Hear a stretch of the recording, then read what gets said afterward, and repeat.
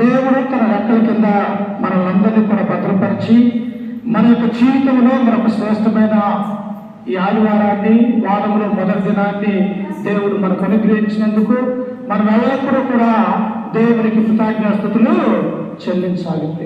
ఎందుకు?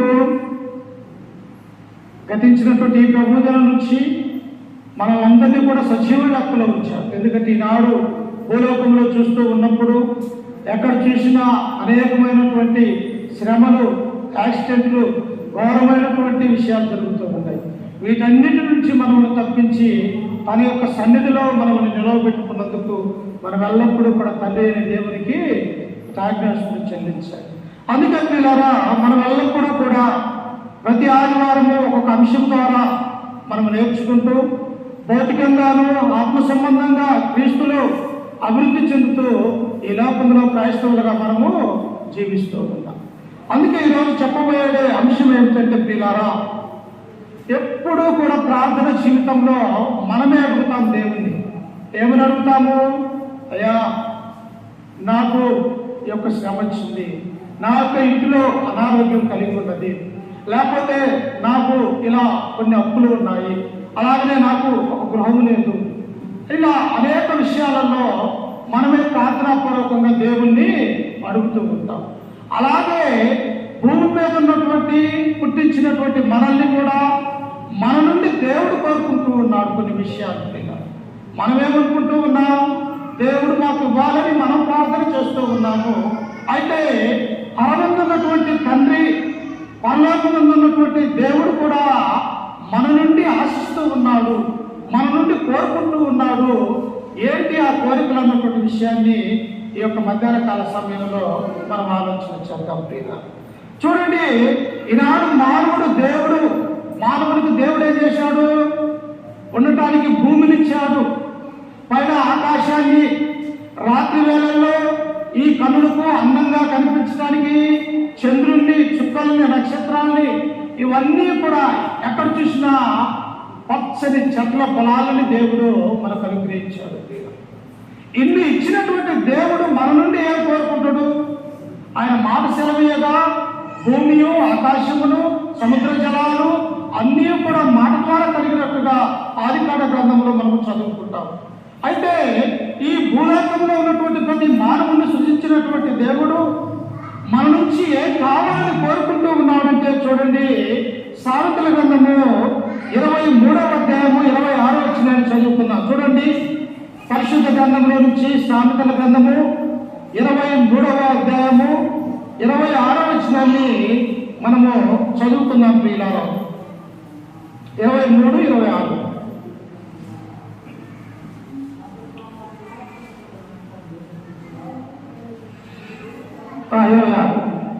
నా కుమారుడా, నీ హృదయమును నాకిమ్ము, నా మార్గమును నీ కన్నులకు ఇంపుగా నుండెను. ఏమడుగుతూ ఉన్నాడు?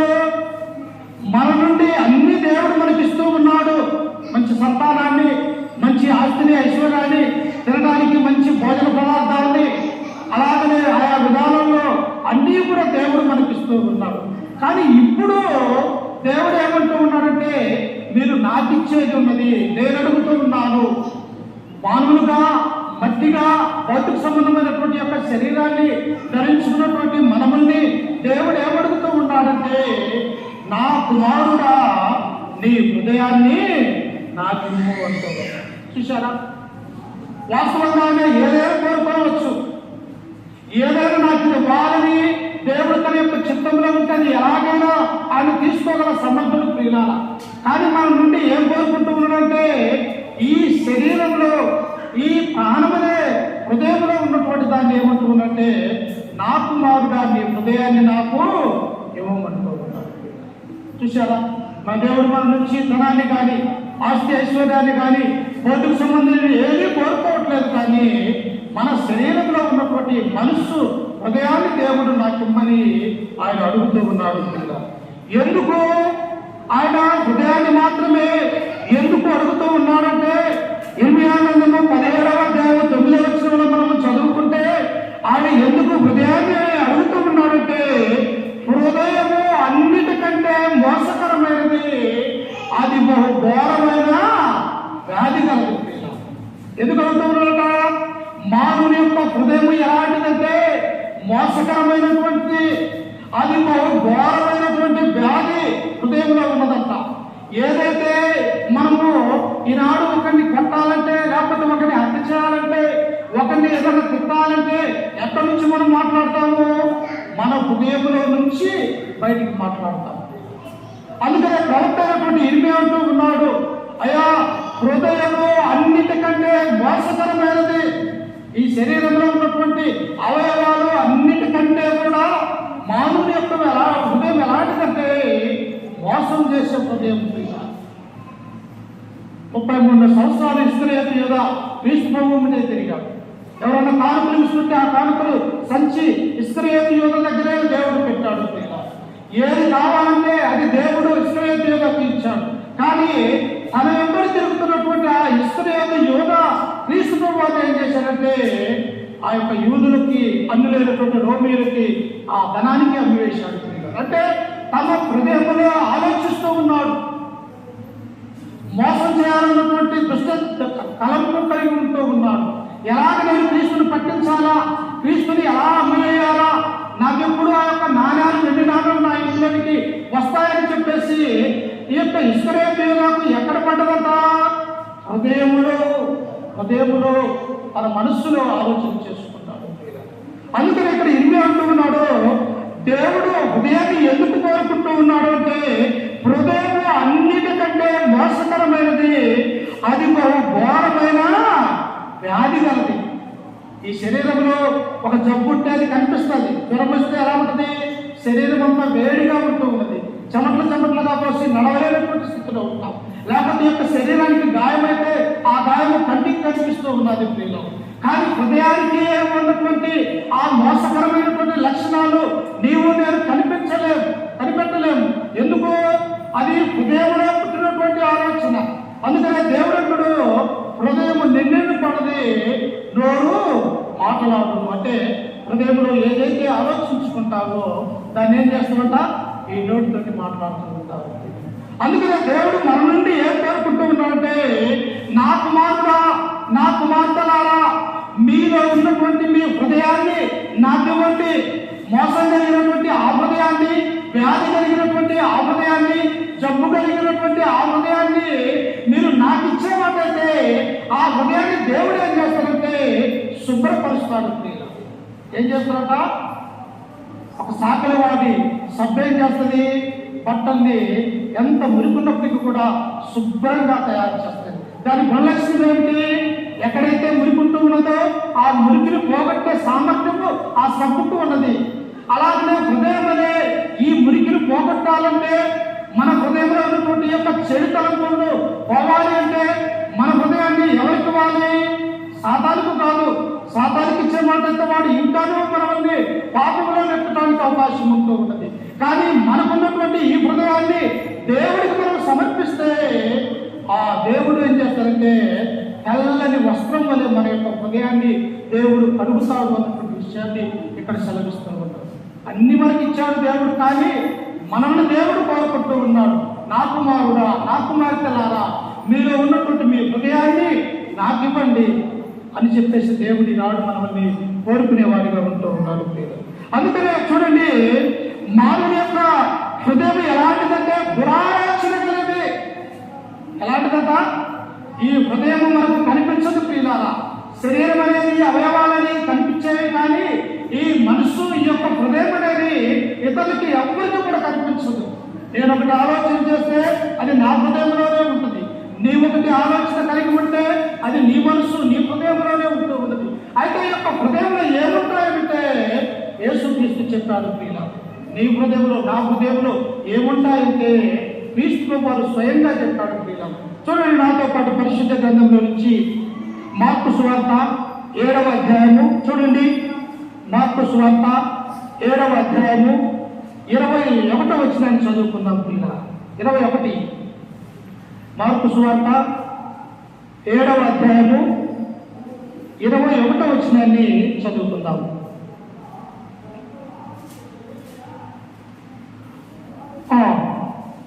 మనిషిని లోపల నుండి బయలువెళ్ళినది మనిషిని అపవిత్రపరచును. ఈ యొక్క చేతిలో నుంచి తీసుకునే ప్రతి పదార్థము కూడా మనల్ని అపవిత్రపరచదు ప్రియులారా. భోజనం తింటున్నాం, కాయగూరలు తింటున్నాం, మంచి పాలు పండు తింటూ ఉన్నాం, దీని ద్వారా మనం అపవిత్రమవుతామా? కాదు. అందుకనే యేసుక్రీస్తుగా స్వయంగా అంటూ ఉన్నాడు, మనిషిని లోపల నుండి బయలుదేరినది మనిషిని అపవిత్రపరచును. హృదయంలో నుండి నీ నోటి ద్వారా ఏదైతే బయటకు వెళ్ళిపోతూ ఉన్నదో అది మాత్రమే నిన్ను మంచివాడ లేకపోతే చెడ్డవాడిగా ఆ మాట ద్వారా దేవుడు నీకు నన్ను కనిపెడుతూ ఉన్నాడు ప్రియులారా. అందుకని ఇక్కడ క్రీస్తు వారు అంటూ ఉన్నాడు 7వ వచనంలో, లోపల అనగా మనిషిల హృదయంలో నుండి దురాలోచనలు ఏమిటంట, నీ నా హృదయంలో ఏముంటాయని క్రీస్తు వారు మన యొక్క హృదయంలో నుంచి పొంగబడి చూసి చెబుతూ ఉన్నాడు. ఏమిటంట, మానవుని యొక్క హృదయంలో దురాలోచనలు, చూడండి దురాలోచనలు, జారత్వములను, దొంగతనములను, నరహత్యలను, వ్యభిచారములను, లోపములను, చెడుతనములను, కృత్రిమములను, కామ వికారమును, మత్సరమును, దేవదర్శనము, అహంభావములు, అవేక మనసు, ఈ చెడ్డవన్నీ లోపల నుండి బయలు వెళ్ళి మనిషిని అపవిత్రపరచునని ఆయన చెప్పను. స్వయంగా క్రీస్తు వారు చెప్తారు.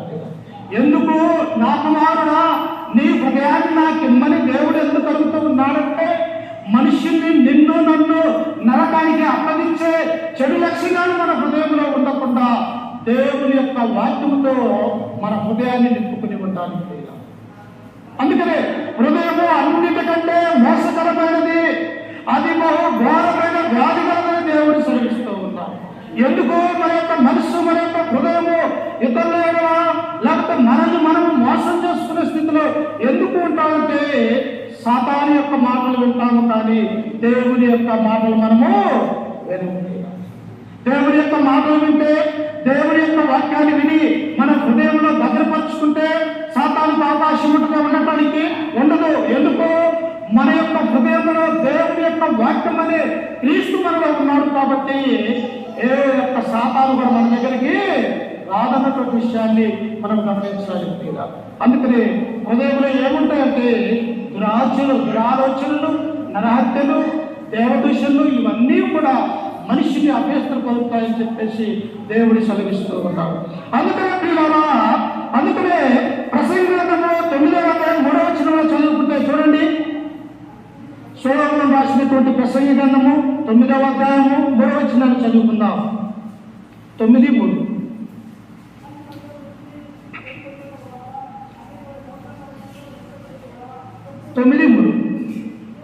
అందరికీ ఒక్కటే గతి సంభవించును, లోకమందు జరుగువాటన్నిటిలో ఇది బహు దుఃఖతరము, మరియు నరుల హృదయము చెడుతనముతో నిండి ఉన్నది. వారు బ్రతుకు కాలమంతయు వారి హృదయమందు వెరితనముండును. చూశారా, ఎవరంటేనా? జ్ఞాని అయినటువంటి సొలొమోను. ఈ భూలోకంలో అంతటి జ్ఞాని వేరొక మనుషులు లేడు. ఎలాంటి జ్ఞానమో తెలుసది? లోక సంబంధమైనటువంటి జ్ఞానవంతుడు కాదు సొలొమోను. పరలోక సంబంధమైనటువంటి దేవుణ్ణి అడిగితే ఆయన యొక్క జ్ఞానాన్ని సొలొమోనుకి ఇచ్చినటువంటి ఈ వ్యక్తి అంటూ ఉన్నాడు, ఈ లోకమంతా నేను చూస్తూ ఉన్నప్పుడు ఆయా మనుషులని, ఆయా రాజులని మేమందరూ కూడా చూస్తూ ఉన్నప్పుడు వారి యొక్క ఆలోచన ఎలా ఉన్నదంటే, వారి యొక్క హృదయమంతయు కూడా చెడుతనముతో నిండి ఉన్నదంట. చూశారా, దేవుతాన్ని నిండిన హృదయము చెడుతనముతో, చెడు లక్షణాలు కలిగి ఇతరులకు ఆటంకపరిచే విషయాలు, దేవునికి అయిష్టమైనటువంటి లక్షణాలు ఉదయంలో ఉన్నది అని సొలొమోను మనకు తెలియజేస్తున్నాడు. అందుమాత్రమే కాదంట, వారి బ్రతుకు కాలం అంతయు వారి హృదయము వెర్రితనము ఉండును. ఎవరి బ్రతుకు కాలము? మానవుడు బ్రతికిన కాలం అంతయు కూడా. ఒక్కొక్కసారి చూడండి, ఈ నోటితోనే మంచి అంటాము, ఈ నోటితోటి మనము ఇది చెడ్డవారంటాము. అంటే ఒకే మాట, ఒకే నోరు ఏం జరుగుతూ ఉన్నది, రెండు మాటలు మాట్లాడుతూ ఉన్నాం.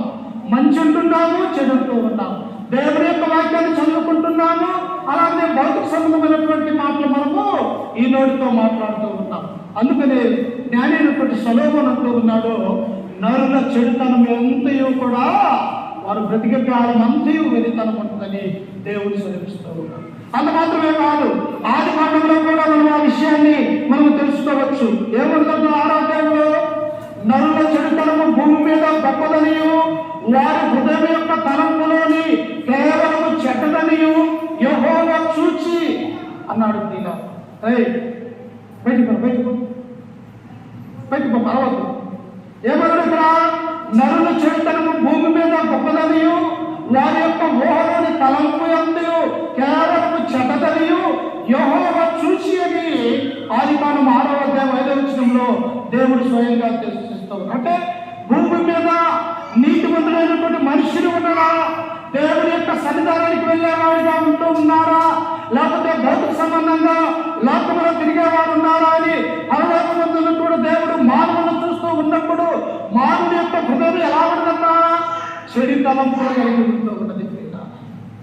అందుకనే దేవుడు ఏమంటూ ఉన్నాడు? దేవుడు ఏం కావాలని మనల్ని కోరుకుంటున్నాడు? నా కుమారుడా నీ హృదయాన్ని నాకు ఇమ్మంటూ ఉన్నాడు. ఇద్దామా మన యొక్క హృదయాన్ని, మన యొక్క మనస్సును? దేవుడా, నీవే నా కొరకు, నా పాపముల కొరకు ఈ లోకానికి నీ కుమారుడైనటువంటి క్రీస్తు వారిని పంపించి తన పాపం లేనప్పటికీ కూడా మా కొరకు పాపిగా చేయబడి ఇదిగో ఆయన ఒక గొర్రె పిల్ల వలె బలిపించడానికి ఎలాగైతే మరి ఆ గొర్రె పిల్ల సాధువుగా మృదువుగా ఉంటూ ఉన్నదో, మన పాపములను ఈ లోకంలో నుంచి తీసివేయడానికి క్రీస్తు అనే గొర్రె పిల్ల ఈ బలిగా ఈ లోకానికి వచ్చినట్టుగా మనం చూడగలుగుతూ ఉంటాం. మన హృదయాన్ని ఇవ్వలేమా? తన ప్రాణాన్ని మన కొరకు సమర్పించాడు. మన పాపం నిమిత్తము, పాపం అనే శిలువ మరణాన్ని కలవరిగిలో ఆయన తన యొక్క రక్తం ద్వారా మన పాపాన్ని తీసివేశాడు. అందుకని ఈ సమయంలో దేవుడు చూడండి, పేతురు రాసినటువంటి పత్రిక 1వ అధ్యాయం 19వ వచనంలో మనం చదువుకుంటే అక్కడ అపోస్తలుడైనటువంటి పేతురు మనకు సెలవిస్తూ ఉన్నాడు. చూడండి, పేతురు రాసినటువంటి మొదటి పత్రిక 1వ అధ్యాయము 19వ వచనం చదువుకుందాం ప్రియులారా.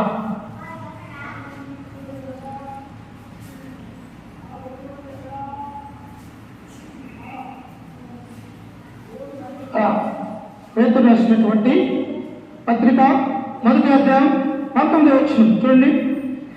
అమూల్యమైన రక్తము చేత అనగా నిర్దోషమును నిష్కలంకములను గొర్రెపిల్ల వంటి క్రీస్తు రక్తము చేత విమోచింపబడితేనని మీరు ఎరుగుతురు కదా. ఎలా విమోచింపబడ్డాము మనము? మన దగ్గర ఉన్నటువంటి డబ్బు, ఆస్తి, ఐశ్వర్యాన్ని వారికిచ్చి మనము విమోచింపబడలేదు. మన కొరకు తండ్రి మనల్ని ప్రేమించి తన కుమారుడైనటువంటి యేసు క్రీస్తు వారిని ఈ లోకానికి పంపితే ఆయన పరిశుద్ధమైనటువంటి ఆ రక్తాన్ని మన కొరకు చిందించినాడు ప్రియుల. అందుకనే దేవుడు ఎంతో ఉన్నాడు, నా కుమారుడా, నా కుమార్తెలాగా మీ హృదయాన్ని నాకు ఇవ్వమని దేవుడు కోరుకుంటూ ఉన్నాడు.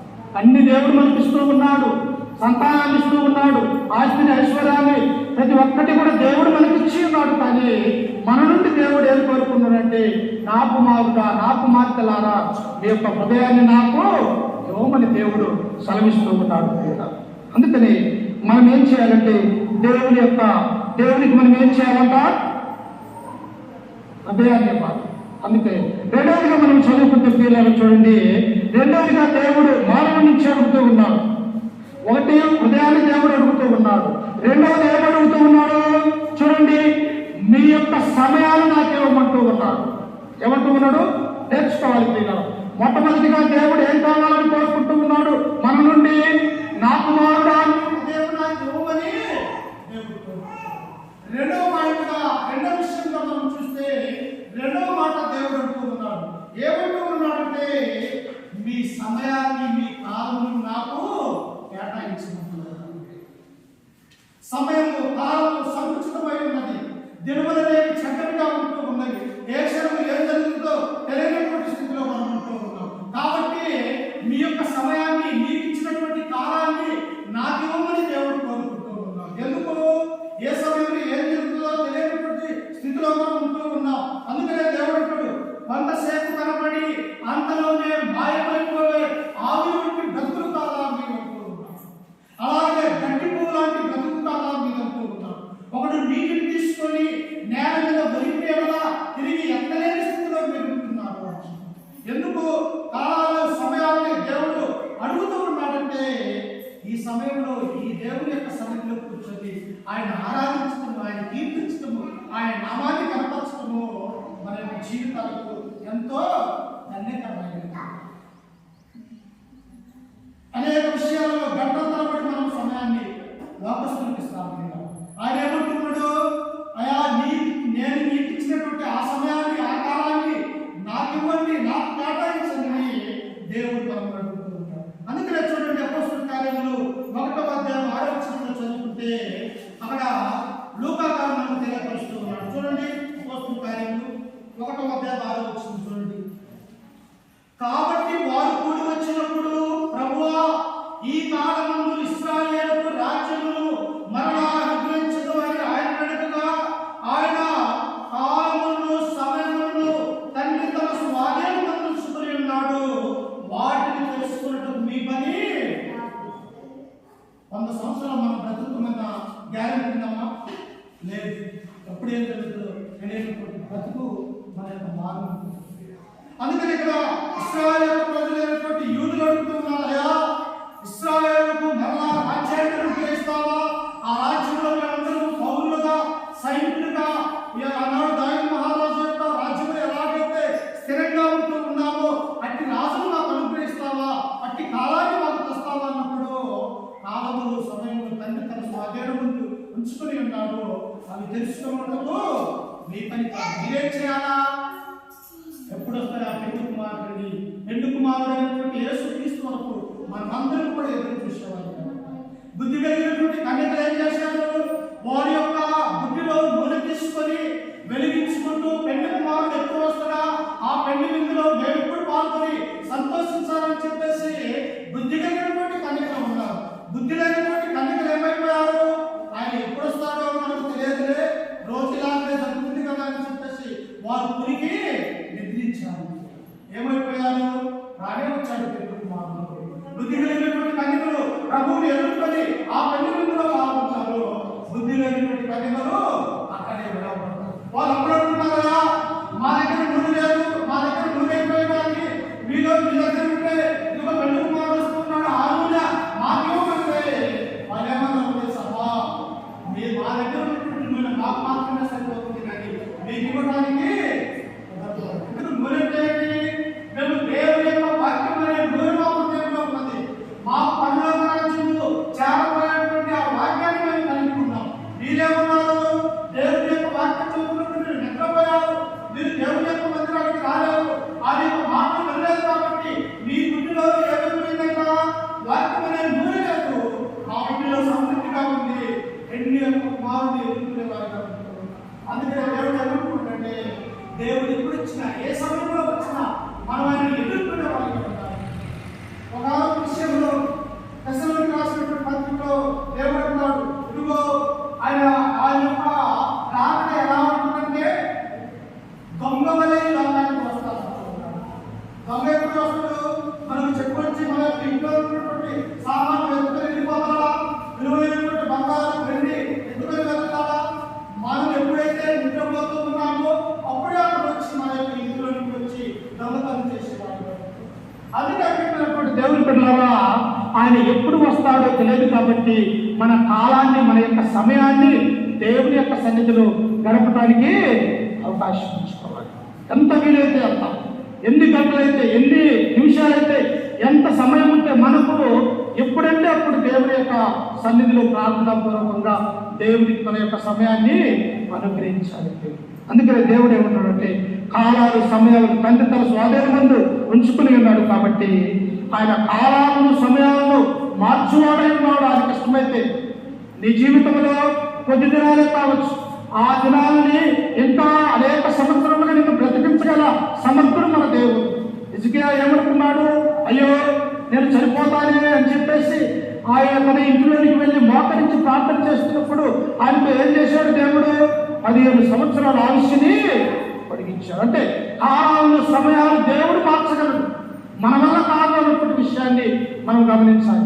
దేవుడు మనకిచ్చినటువంటి ఈ కాలంలోనే, మనకిచ్చినటువంటి ఈ సమయంలోనే ఆ దేవునికి మనం సమయాన్ని, కాలాన్ని సమర్పించేవారిగా మనమందరం కూడా ఉండాలి. అందుకనే దేవుడు అంటాడు, ఎఫెసీయులకు రాసినటువంటి పత్రిక 5వ అధ్యాయం 15వ వచనం, దినములు చెడ్డవి కనుక. ఎలాంటి ఏ దినాన ఏం జరుగుతుందో, ఎక్కడ ఎలా ఉంటూ ఉన్నదో తెలియనటువంటి స్థితిలో ఉంటూ ఉన్నాం. కాబట్టి దినములు చెడ్డవి కనుక మీరు సమయమును పోనీయక సద్వినియోగం చేసుకొనొచ్చు. అజ్ఞానం వలె కాక జ్ఞానుల వలె నడుచుకోవాలి. జ్ఞానవంతుడు ఏం చేస్తాడు? తనకున్నటువంటి దాంట్లోనే జాగ్రత్త కలిగి బ్రతుకుతాడు. అజ్ఞానం ఏం చేస్తాడు? తన కాడున్నటువంటి సొమ్మును ఏం చేస్తాడంటే విచ్చలవిడిగా ఖర్చు చేస్తాడు. అందుకని మీరు జ్ఞానవంతులుగా ఉండి నడుచుకోవాలి. ఆ జ్ఞానం ఎక్కడ వస్తుంది? దేవుడిలో ఉన్నది. దేవుడి దగ్గరకు వస్తే నీకు జ్ఞానముతో పాటు సర్వ సంపదను దేవుడిని అనుగ్రహిస్తాడని దేవుని యొక్క వాక్యం మనకు సెలవిస్తూ ఉన్నది. అందుకనే కాలాలు సమయాలు తండ్రి తన స్వాధీనపరుచుకున్నాడు. కాబట్టి దినములు చెడ్డవి కనుక మనం ఏం చేయాలి? ఆ చెడ్డమైనటువంటి ఆ దినాన్ని మంచిగా చేసుకోవాలి. మంచిగా ఎలా చేసుకోవాలంటే దేవుడి యొక్క మందిరానికి వచ్చి ఆయన మాటలు విని మన హృదయంలో దాచుకోవడం వల్ల మంచిగా చేర్చుకునే దానికి అవకాశం ఉన్నది. అందుకే ఇంకా మనం చూస్తే చూడండి ప్రియులారా, ప్రసంగి గ్రంథము 9వ అధ్యాయం 12వ వచనంలో సొలొమోను మనకు సెలవిస్తూ ఉన్నాడు. చూడండి, ప్రసంగి గ్రంథము 9వ అధ్యాయం 12వ వచనము. తమ కాలము ఎప్పుడు వచ్చునో నరులెరుగరు. చేపలు బాధకరమైన వలయందు చిక్కబడినట్లు, పిట్టలు వలలో పట్టబడినట్లు, అశుభ కాలమున హఠాత్తుగా తమకు చేటు కలుగునప్పుడు వారు చిక్కబడదురు. దేవుడు సెలవిస్తూ ఉన్నాడు. తమ కాలము ఎప్పుడు వచ్చునో నరులెరుగరు. చేపలు తెలుస్తుందమ్మా, సముద్రంలో ఆటలాడుకుంటూ జలకాలు ఆడుకుంటూ తమ యొక్క జీవితాన్ని కొనసాగించుకుంటూ ఉంటాడు. కానీ చేపలు పెట్టే జాలని తన వల ఎప్పుడు వేస్తాడో చేపలు తెలియవు ప్రియులా. ఆ తర్వాత ఎప్పుడు బాధపడతాడని ఆ వలలో చిక్కబడినప్పుడు అయ్యో ఎన్ని వింతగానో ఈ యొక్క సముద్రంలో ఉన్నటువంటి మమ్ముల్ని, ఈ యొక్క వాగులో ఉన్నటువంటి మమ్ముల్ని, ఈ వేటగాడైనటువంటి జాలని వల చేత మేము చిక్కబడి ఉన్నామని అవి తప్పించుకొని పోవటానికి కూడా చాలు. ఎంతగానో వారిలో చిక్కబడినటువంటి చేప తిరిగి సముద్రానికి వెళ్తే మార్గం ఉందా? లేదు. అవి నీళ్ళల్లో ఉన్నంతసేపు వాటి బ్రతుకు బహు ధైర్యంగా బ్రతుకుతాయి. ఎప్పుడైతే వలకు చిక్కబడతాయో లేకపోతే నీళ్లు లేని ఒడ్డుకు వస్తాయో అవి చచ్చితో సమానం. అలాగే మానవుని యొక్క జీవితము ఎప్పుడైతే నువ్వు దేవుల్లో ఉంటావో, దేవునికి నీ హృదయాన్ని సమర్పిస్తావు, దేవుణ్ణి ఆనుకొని దేవుణ్ణి నమ్ముకొని నువ్వు బ్రతకగలిగితే లోకమంతా కూడా శ్రమకాలమైనప్పటికీ కూడా నీ కుటుంబం నీవు సంతోషించుకుంటావు. ఎందుకు? నీ కాలాన్ని, నీ సమయాన్ని, నీ హృదయాన్ని దేవునికి సమర్పించావు కనుక. అందుకని ఇక్కడ జ్ఞానంతో ఉన్నాడు. ఏమంటున్నాడు? 12వ వచనములో తమ కాలము ఎప్పుడు వచ్చునో నరులెరుగరు. చేపలు బాధకరమైన వలయందు చిక్కబడినట్లు, పిట్టలు వలలో పట్టుబడినట్లు, అశుభ కాలమున హఠాత్తుగా తమకు చేటు కలిగినప్పుడు వారు చిక్కబడుదురు. పిట్టలకి ఏం చేస్తాడు? వాడు అనేకమైనటువంటి విచిత్రం చేస్తాడు. ఒక ఆవును తీసుకుపోతాడు, అక్కడ వలేస్తాడు, వాటికి కావాల్సినటువంటి ఆహార పదార్థాలు అక్కడ ఉంచుతాడు. ఎందుకు? ఆ కంచు పెట్టెలు ఎలాగైనా పట్టుకోవాలని వలపన్ని కూర్చొనిమంటాడు. అలాగనే మన క్రైస్తవుల్ని హింసించడానికి, క్రైస్తవుల్ని తప్పుదోవ పట్టడానికి సాతాను కూడా అలాగనే కూర్చొని ఉంటాడు. కాబట్టి మీరు జాగ్రత్త కలిగి ఉండాలని దేవుడు కోరుకుంటాడు.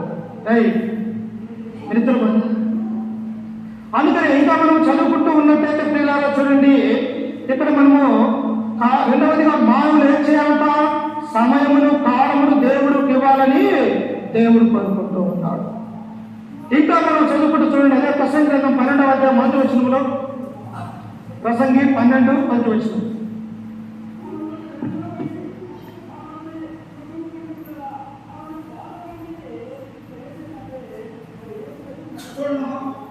ప్రసంగి 12వ అధ్యాయం 1వ వచనం. దుర్దినములు రాకముందే ఇప్పుడు వీటి యందు నాకు సంతోషము లేదని నీవు చెప్పు సంవత్సరములు రాకముందే, తేజస్సుకును సూర్యచంద్ర నక్షత్రములకు చీకటి కమ్మకముందే, వాన వేసిన తర్వాత మేఘములు మరలా రాకముందే, నీ బాల్య దినములందే నీ సృష్టికర్తను స్మరణకు తెచ్చుకోవాలి. ఎల్లప్పుడూ ఒకరోజు తెచ్చుకొని మరొక రోజు దేవుని వదిలివేయడం కాదు. నీ మనసులో ప్రతి గంట, ప్రతి నిమిషము, ప్రతి రోజు, నీవు బ్రతుకు సంవత్సరాలన్నీ నిన్ను గుర్తించినటువంటి నీ దేవుని ఏం చేయాలంట? స్మరణకు తెచ్చుకోవాలంటే నీ హృదయంలో జ్ఞాపకం ఉంచుకోవాలి.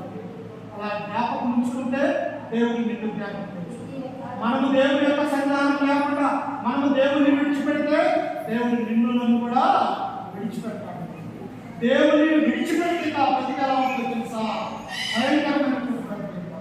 అందుకని దేవుని యొక్క చేతిలో ఉంట నరునికి మంచిది. అందుకని ఎవ్రీ కథ చెప్తాడు, దేవుని చేతిలో పడుట బహు భయంకరము. ఆయన చల్లని దీవెన కింద మనం ఉండాలి, కానీ ఆయన ఎదురుగా మనం ఏమి కూడా చేయలేమన్నటువంటి విషయాన్ని మనం గుర్తుంచుకోవాలి. అందుకని దేవుడు రెండవదిగా ఏమడుగుతున్నాడు? మీకు ఇచ్చినటువంటి కాలాన్ని, సమయాన్ని దేవుని యొక్క సన్నిధిలో గడపండి అని దేవుడి కొరకు సెలవిస్తూ ఉంటాడు. మూడవదిగా పిల్లలా, మానవుల నుండి దేవుడు కోరుకున్నది ఏమిటి అంటే నీ రాబడి అంతటిలో దేవుడికి ప్రధానమైనది. మొదటి ఏమడిగాడు? నా కుమారుడా నీ హృదయాన్ని నాకు ఇమ్మని అన్నాడు. రెండవదిగా ఏమడిగాడు దేవుడు? నీకు ఇచ్చినటువంటి కాలాన్ని, సమయాన్ని తిరిగి నా సన్నిధిలో గడపమని అంటున్నాడు. మూడవదిగా ఏమంటున్నాడు? నీ రాబడి అంతటిలో దేవుడికి ఏమి కావాలంట? ప్రథమ పాల్గొవాలి. ఎంతైనా నీవంతని దేవుడికి నీవు ఇస్తూ ఉంటే ఆయన ఇంకా ఇస్తాడు. చెలిమనేది ఏం చేయాలా? చెలిములో నీరున్నప్పుడు ఆ నీటిని తోడుతూ ఉంటే మరలా నీళ్ళు వస్తూ ఉంటాయి. అవి ఎక్కడి నుంచి వస్తాయో తెలియదు. అలాగే నీ బ్రతుకు కాలం అంతా నీవు ఇతరులకు ఇస్తూ లేకపోతే దేవుడికి ఇచ్చామంటే నీకు సమృద్ధిగా దేవుడు ఇవ్వగలడు. అందుకనే నీ రాబడి అంతటిలో ఏం చేయాలంట? దేవుడికి వాడు. మనం అన్నీ చేస్తాం, కానీ ఇచ్చేదాన్ని మాత్రం మనము ఇవ్వలేము. ఎందుకంటే మన యొక్క చేతుల్లో మన పోలికలకి ఎప్పుడైతే తలపిస్తూ ఉంటామో, మనం 5,000 ఇస్తే దేవుడు 5,000 మనకి ఇస్తాం. మనం 100 రూపాయలు ఇస్తే దేవుడు 10,000 మనకి ఇస్తాం. ఎందుకు? మనం ఇచ్చేది నరులకు కాదు, ఆ పరమందున్నటువంటి సృష్టికర్తకు మనం ఇచ్చేది. అందుకే మూడవదిగా ఏమి ఇవ్వాలి మానవుడు అంటే నీ రాబడి అంతటిలో దేవుడికి ఏమి ఇవ్వాలంటే భాగం ఇవ్వాలి. ఏమి ఇవ్వాలన్నా? భాగం ఇవ్వాలి. అందుకే చూడండి ఇక్కడ ఏమంటూ ఉన్నాడో, లూకా సువార్త 6వ అధ్యాయం 38వ వచనం చదువుతున్నాం. చూడండి, లూకా సువార్త 6వ అధ్యాయము 38వ వచనం.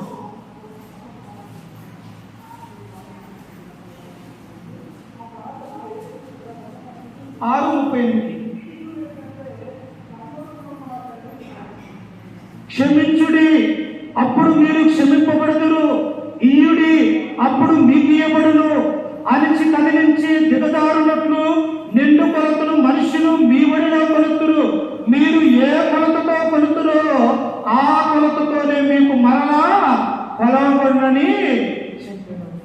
చూసారా? క్షమించాలి. ఇతరులు మనం అన్యాయంగా ఒక మాట అంటున్నారు, ఓర్చుకోవాలి. ఎందుకు? మనం క్రైస్తవులు, క్రీస్తును నమ్ముకున్నటువంటి వారు.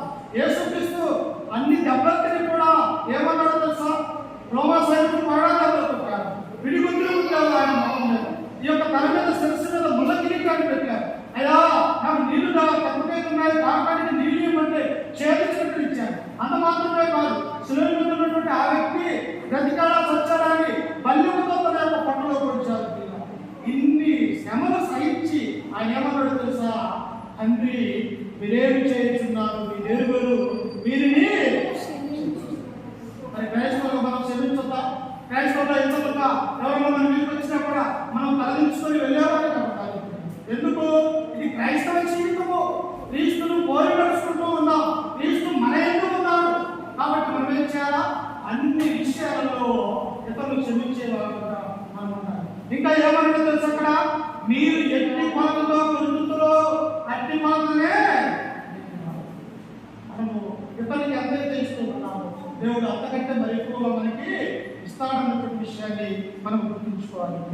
చూడండి ఒకసారి మలాకి గ్రంథము 3వ అధ్యాయం 10వ వచనంలో కూడా ప్రవక్త అయినటువంటి మలాకి మనకు సెలవిస్తూ ఉన్నాడు. చూడండి, మలాకి 3వ అధ్యాయం 10వ వచనం చదువుకుందాం. నా మందిరములో ఆహారం ఉండునట్లు 10వ భాగమంతయు మీరు నా మందిరపు నిధిలోనికి తీసుకుని రండి. దీన్ని చేసి మీరు నన్ను శోధించినలా నేను ఆకాశ వాక్యములను విప్పి పట్టజాలనంత విస్తారముగా దీవెనలు కుమ్మరించదనని సైన్యములకు అధిపతి దేవుడు ఏం చేస్తాడు తెలుసా? ఆకాశ వాక్యంలో పట్టజాలంతా నీ కుటుంబానికి దేవుడు మనం ఇచ్చేదంతా దేవుడికి ఇస్తే వారానికి 10 రూపాయలు ఇస్తాం, కానీ ఆయన ఎంత ఇవ్వగలుగుతూ ఉన్నాడు? కొన్ని వేల లక్షలు నీ కుటుంబంలో నీవు అసలు ఆలోచన చేయలేవు.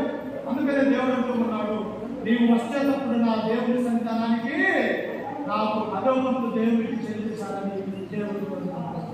అందుకే పిల్లల మనమందరం కూడా దేవుని యొక్క మాట ప్రకారం, దేవుని యొక్క ఆజ్ఞ ప్రకారం ఈ లోకంలో మనం నడుచుకునే వారిగా ఉండాలి. అందుకని దేవుడు ఏమంటాడు తెలుసా? పుచ్చుకున్నట్టు కంటే ఇచ్చుతా ధన్యత. ఇలా పుచ్చుకున్నట్టు కంటే కూడా మనం ఇలా ఇచ్చేదే ధన్యత. అందుకే క్రైస్తవ యొక్క జీవితంలో దేవుడు మనల్ని ఏం కోరుకుంటూ ఉన్నాడంటే, మొదటిగా ఉదయాన్ని దేవుడు నాకు ఇవ్వమని అంటూ ఉంటాడు. రెండవదిగా ఏమంటూ ఉన్నాడమ్మా? కాలమును సమయంలో నీవు ఆ సమయంలో ఉండాలని రెండవదిగా అంటూ ఉన్నాడు. మూడవదిగా ఏమంటూ ఉన్నాడు? నీ పని రాబడి అంతటిలో నాకు భాగమని దేవుడు శ్రమిస్తున్నాడు. అది ఎవరికైనా మీరే కాదు, ఇక్కడ నిలబడి దేవుడి వాక్యాన్ని ప్రకటిస్తున్నా మాకొచ్చే దాంట్లో కూడా మేము 10వ వంతు దేవుడికి చెల్లించాలి. అందుకే అలా చెల్లిస్తే దేవుడు ఏమంటూ ఉన్నాడు తెలుసా? నీవు ఆకాశము వాక్యంలో విప్పి పట్టజాలంత విస్తారముగా దీవెనలు కుమ్మరించాడు. నీ బిడ్డలు కాపాడుతాడు, నీ కుటుంబాన్ని ఆశీర్వదించాడు. నువ్వు ఎక్కడికి వెళ్ళినా, ఏ ప్రాంతంలో ఉన్నా క్షేమంగా బ్రతుకుతావంటే నువ్వు దేవునికి ఇచ్చేదాంట్లో ఉన్నావు. ఒకనొక సమయంలో యేసుక్రీస్తు వారు దేవాలయంలో కూర్చొని ఆయన చూస్తూ ఉన్నారు. అనేక మంది అనేక దాసులు ఆయన సన్నిధిలో కానుకగా వేస్తూ ఉన్నారు. కానీ ఒక విధవారం వస్తూ ఉంది. ఆ విధవారం చేంజ్ చేసినది ఆమెకు కలిగినటువంటి 2 దాసుల్ని ఆ కానుక పెట్టిలో వేసింది. అప్పుడు తన శిష్యులతో చెప్తూ ఉన్నారు, మీరు ఇక్కడ ఉన్నటువంటి వాళ్ళందరికంటే కూడా నాకు ఎక్కువగా దేవుడికి ఇచ్చింది ఎవరంటే ఆ విధవరాలు. ఎందుకు? అది ఇచ్చింది 2 కాసులే. అంటే తనకు ఉన్నటువంటి 2 కాసులు కూడా దేవుడికి సమర్పించింది. నీవు నేను కూడా మనకున్నటువంటి దాంట్లోనే దేవుడికి ఏం చేయాలంట? అదం ఫలాన్ని దేవుడికి సమర్పించాలి. అందుకని ఈ 3 విషయాలు మనం జ్ఞాపకం చేసుకోవాలి. ఏమని ఏం చేయాలా? ఒకటి హృదయాన్ని ఇవ్వాలా, రెండవది సమయాన్ని ఇవ్వాలా, మూడవది కానుకలు. ఈ 3 దేవుడికి ఇచ్చినప్పటికీ దేవుడు విస్తారమైనటువంటి ఈ కుటుంబానికి నా కుటుంబానికి అందిస్తానని చెప్పేసి ఈ వాక్యం ద్వారా మిమ్మల్ని హెచ్చరిస్తూ మాటలను కూడా హెచ్చరిక చేసుకుంటూ ఓపకులైన మీ అందరికీ మన రక్షకుడు ప్రభువైన యేసుక్రీస్తు నామమున వందనాలు తెలియజేస్తూ ఈ వాక్యాన్ని ముగించుకుంటూ ఉన్నాము. ప్రార్థన చేసుకుని ఆ తదుపరి మీరేది ఒకటే వారం ప్రార్థన చేసుకుని ఆ తదుపరి ఆరాధన జరిపించుకుందాము.